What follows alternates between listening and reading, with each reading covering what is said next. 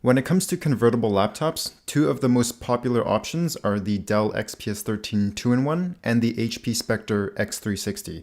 Now, I've never actually seen the XPS 13 2-in-1 before, so I can't make any comparisons between those two particular devices, but what I will do is make a comparison between the Spectre X360 against just a normal laptop. And even though traditional laptops are going to be cheaper because they don't need that complex folding hinge, this thing, the X360, is still among one of the best value for $900 at the base model, even if you only ever use it as a laptop. Now, if you want to skip to any particular part of this review, you can jump to these timestamps on the screen. Otherwise, we'll get into the review, starting with the build of this device.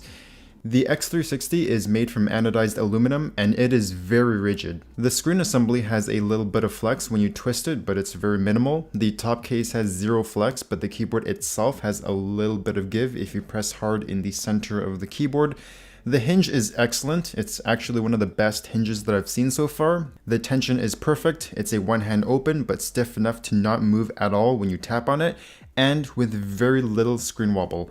To achieve all three of those things simultaneously is something you rarely see outside of the most expensive laptops. Now, since we're already talking about the hinge, I also want to bring up the screen and you'll see why in a little bit. You have three options with this. There's a 1080p screen, a 1080p with a privacy filter, and a 4K AMOLED without a privacy filter. The XPS 13 does not have that OLED option. The unit that I'm reviewing is the 1080p privacy filter display, and this thing measures extremely well. If you just looked at the specs of this thing, you would say this is one of the best displays of any laptop, period. It's brighter than the 13-inch MacBook Pro. In fact, it's the second brightest display I've measured so far, just behind the XPS 13, but I mean, that's a completely different device, even ignoring the screen size. This thing has the highest contrast ratio by far of any laptop that I've reviewed, which is particularly impressive for an IPS panel. The second highest is around 1650 on the Surface Book 2 15-inch.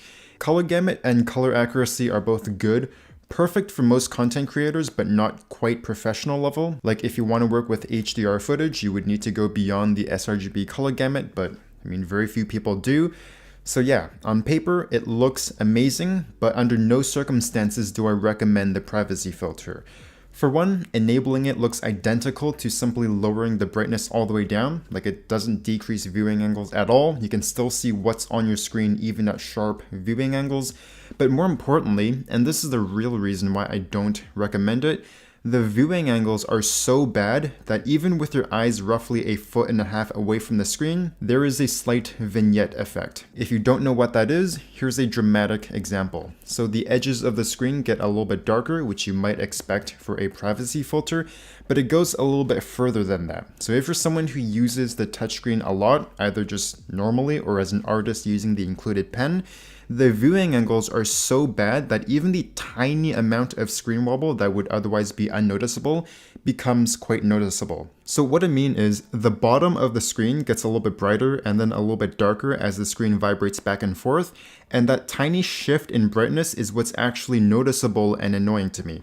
Now, I've bashed on this long enough, but the key takeaway from all of this is that viewing angles are especially important with touchscreen laptops. The keyboard uses a 65% layout with an extra column on the right. The key travel feels just a little bit short, but it's very tactile and it was very easy to get used to. Within about 10 minutes of typing, I was able to get up to my usual 105 words per minute with good accuracy. Funny story though, the power button unironically took me 5 minutes to find when I first got this device. It's on the rear left corner if you're curious. And the rationale was that it's positioned there so you can easily access it on both laptop and tablet form. The trackpad uses a smooth, frosted glass surface with accurate tracking and acceleration curve, something I didn't really expect given the price of this thing. It's ever so slightly on the heavier side, not heavy per se, but I'd like to see the weight get reduced just by a little bit. I've also seen a couple comments before criticizing certain laptops for not having the trackpad centered against the entire laptop. But whenever you have the alpha cluster shifted over to the left, particularly with keyboards that have a number pad, you need to center the trackpad against the alpha cluster or else you need to move your hand over to the right to use the trackpad. On the bottom, you have your two speakers. They're not very good, to be honest. I mean, they're fine for just YouTube videos. They sound about average.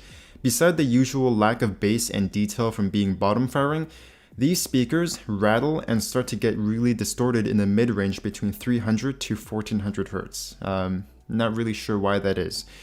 You have two Thunderbolt 3s, a USB-A port, a headphone jack, and a micro SD slot. I like that they designed a hinge for the USB-A port to fit it into something this thin. It's actually kind of neat. And they also have a physical kill switch for the webcam if you're someone who cares about your webcam privacy. To take off the bottom panel, you'll need a Torx T5 screw, and all you have access to is the M.2 drive. The RAM and the Wi-Fi card are both soldered on, unfortunately. There's a 61 watt-hour battery inside that should get you around 9.5 to 10 hours of light use, and the charger that they include ends in a USB-C plug. I would have liked to have seen one of the Thunderbolt 3 ports move to the left side of the laptop so I can charge from either side, but yeah, really solid battery life here. So for $900, I think this is an excellent value, particularly for students who are looking to take advantage of the included pen for stuff like note-taking.